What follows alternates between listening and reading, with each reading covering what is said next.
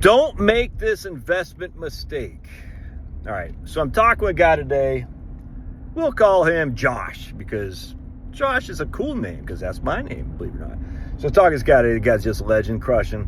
He's about my age, and he's got another 5 to 10 years of labor, if you will, because he has a great job, and he just likes what he's doing, you know what I'm saying? And he's in a high-demand job, let's just put it this way, because very few people know his skill set, which is a pretty good place to be.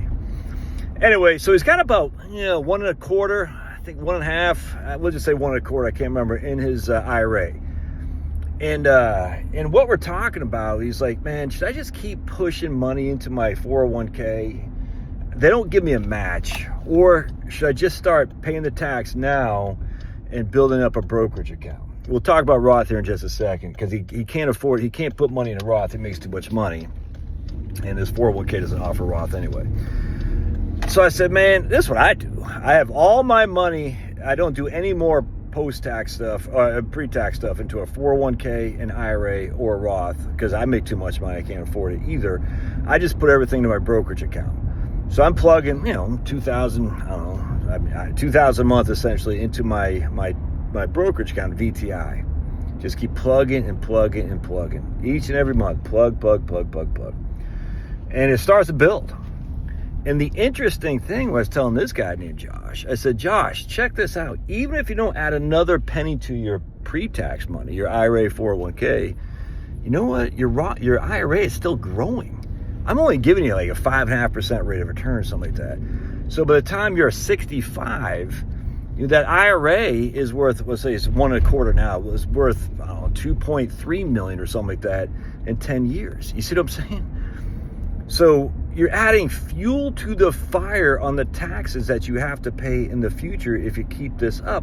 And the problem is, I know it sounds like a good problem to have that you have to pay taxes because you got so much money in a deferred account. But this is what people mistake. This is the mistake they make. The income stops coming in. The expense does not. The expense of a tax will be the equivalent of a mortgage expense if you continue to do this. Now, if you're suffering for money right now, you should continue to take your tax deferrals 100%. i.e., I don't have enough cash. I don't want to do Roth conversions. I don't want to go in debt to do Roth conversions to do Roth. That doesn't make any sense. Why should I do that? I should take my tax deductions because I need the cash today, 100%. And you still get the growth on that money. But the problem is, I showed him, even if you stop your contributions to your pre-tax stuff, that growth on your portfolio is going to be so large that you're basically being in the same tax bracket you are now. The 22, I think it was a 22, 24%, I can't remember. Now, it won't be this exact same tax bracket. I mean, it will be the same income tax bracket. He won't have to pay FICA tax, but net of FICA, it's almost the same exact tax bracket because his RMD is going to be so large. Now, well, it's going to be a little bit lower. It'll be, we'll just say 20% today and 17% in the future. Now, there's a time when he could do Roth conversions after he hit 65 and if he quit working or something like that. And we're going to talk about that later when we work. He's not that, it's way far away for him to think about that right now. But it's like but then he still got to pay taxes on those Roth conversions. Where does the money come from to pay the tax? If you have free cash flow, now this doesn't apply to everybody, amigos. It doesn't. I know a lot of people say, but Josh, you said, no, everyone's situation is different. I just know. In my experience, the one thing, dude, why is that guy slamming his brakes on there with the guy right up his butt? Oh boy. And the guy that's right up his butt, let's just say, let's just say it's the fairer sex who, maybe not the best driver, if you know what I'm saying. People are going to freak out. How dare you, Josh? I know. I just saw her. And let's just say, I don't want to say anything else. So I don't want to trigger anybody. I said, oh, that's why that lady's driving up that guy's butt. I get it. Dude, if you can't laugh, get out of here, man. This channel's for the people who can laugh. We don't have a stick so far up their butt, man. Anyway, so going back to what's the hell is it? Oh, yeah. So what happens is you're sitting there saying, okay, I can pay 20% today to avoid 15% in the future. In my opinion, that's a good move if you have the positive cash flow. Because even if you're going to do Roth conversions, you still have to have the cash to pay the taxes. Do we want you to do a $100,000 Roth conversion and pay 20% tax, just for that, for an example? That means we got to take $120,000 out of your IRA to pay the tax. So that's a 20% tax hit. Why do that? It doesn't make sense. I mean, again, every situation is unique, but I'm just saying the nice thing about your brokerage account, it gives you the flexibility to decide, is Roth conversion is the way to go? Should I just live off my IRA? And that's what I told them. I said, Joshy Washy, when you hit 65, before you have RMDs, before you take Social Security, you have a number of years there, they're out years, where you don't have any income coming in. You don't have RMDs either, but you need some money to live on. Just live off the IRA money. You don't even have to do Roth conversions. So let's say you need to live on $10,000 a month. All right, you take $120,000 out of your IRA. It might cost you $20,000 in taxes. Take $140,000 out of your IRA. Don't need to do Roth conversions. Or you can do half and half. You can take half out of a brokerage account, half out of the IRA.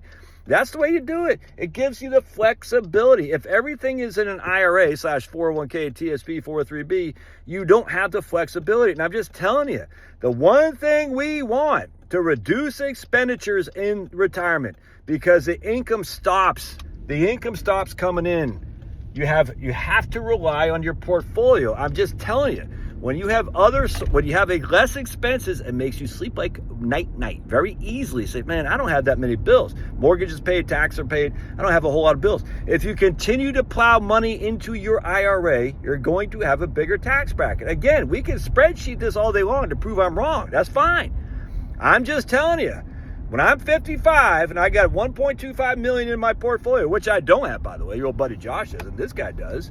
I'm telling you, in my opinion, I would say, unless you got a match. If you got a match, by all means, freaking plug money in there up to the extent of the match. I got no qualm with that. But if you don't have a match, man, stop putting money into your IRA and start putting money in your brokerage account. Make no bonds in the brokerage account. Make it all stocks. If you want bonds, have it in your IRA.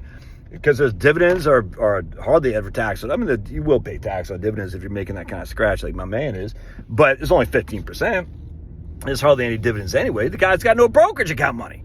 I mean, it's good. Even if you had $100,000 in there, it's going to, 2% dividend, not even that. 1.5% dividend. That's $1,500 on $100,000. All right, tax of 15%. Oh, wow. $150 of tax, whatever. $200 of taxes. Ooh, yeah. It looks like you're going on the welfare line. And then there's capital gains. There are no capital gains in the Vanguard ETF. Oh, but Josh, if you have $1 million, you're going to have $15,000 in dividends. Okay. That's great. $15,000 in dividends on $1 million. Dividends, you're going to pay 15% qualified dividends. So 15% on 15,000 is what? $2,000 or something like that on $1 million IRA? I mean, $1 million brokerage account?